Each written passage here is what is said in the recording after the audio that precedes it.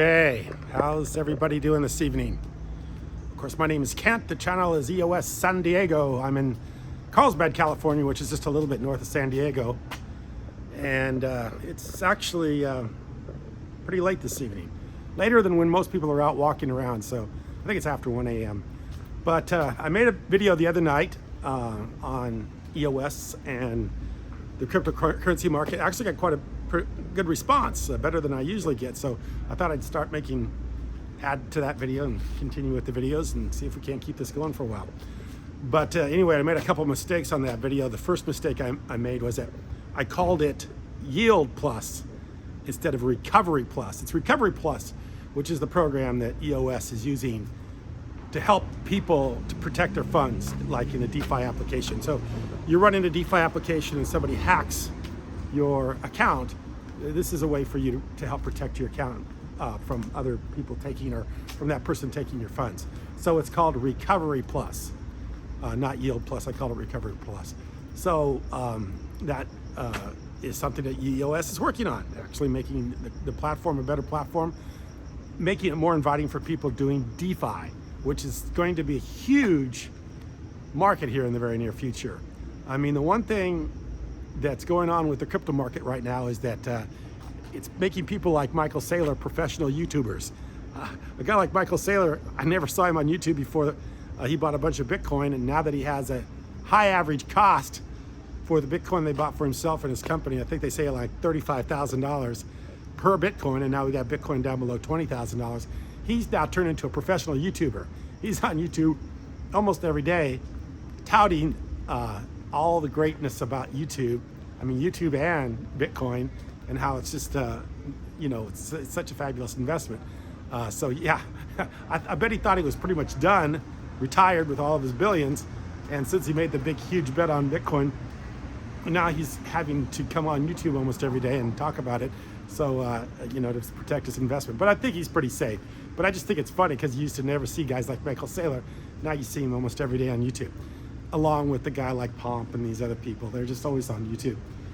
But the thing about the crypto market right now is that I think what we're searching for is, with Bitcoin, there's just been so much negative about it. And of course, so many people like Michael Saylor have leveraged and bought into it to the point that, their margin calls, not that Michael Saylor is going to get a margin call because I think he's pretty safe.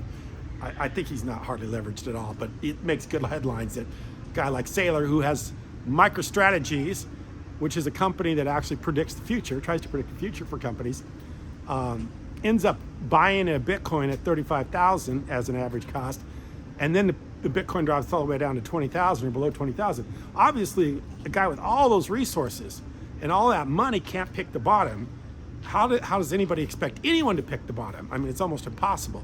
If Saylor can't pick the bottom with all the tools and resources that he has, he ends up getting a $35,000 average. How in the world can anybody out there, pick the bottom? And of course, we didn't hit the bottom, and I don't know if we've hit the bottom yet. I think we're pretty close. I feel pretty comfortable with Bitcoin anywhere around $18,000 to $20,000. I think that's a pretty fair bet. But you got to realize 2 years ago it was 5,000. In March in 2020, it was about 5,000 or 6,000. So, is Bitcoin really that bad when it can go from, 5,000 to 20,000 in 2 years, and everybody's going on about what a terrible bet Bitcoin is?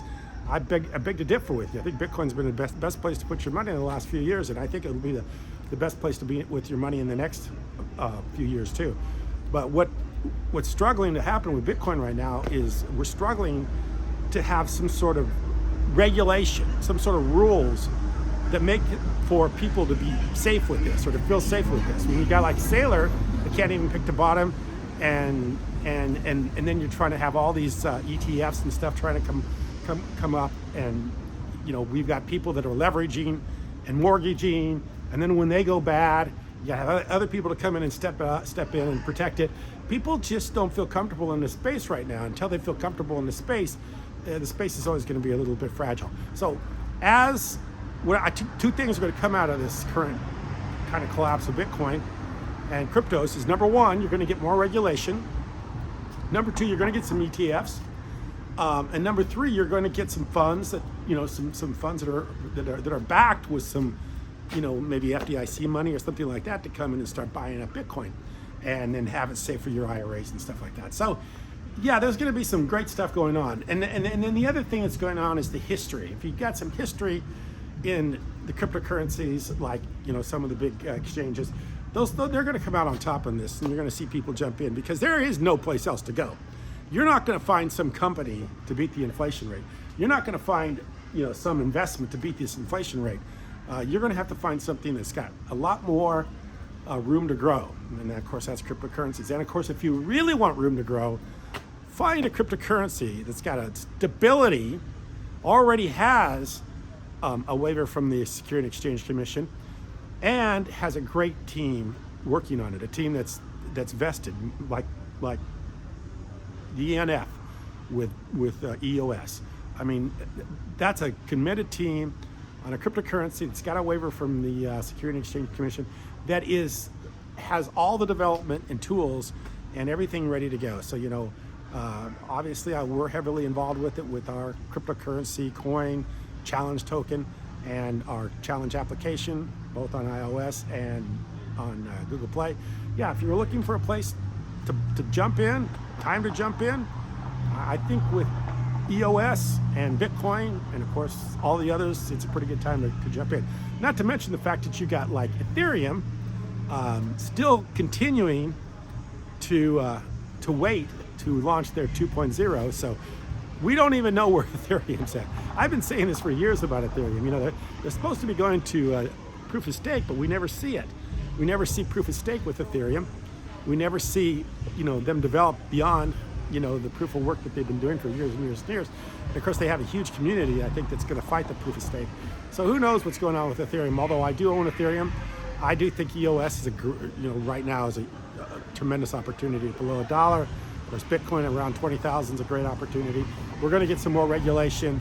You're going to see more and more people involved with it, and you're going to see more Michael Saylors jump in, because obviously a guy like Michael Saylor realizes that he's got to have he's got to bring back big returns on his money.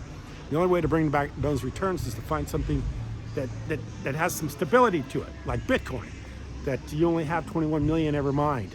You have some regulation in the market, and you also have supporters, people that are buying into it, and companies are wanting to buy into it, and companies are wanting to use it as an asset in their portfolios for our IRAs and all the other stuff. So anyway, good time to jump in. Good time to be a part of this community. A good time to be part of EOS. Good time to be part of Bitcoin. I appreciate you watching. Thank you.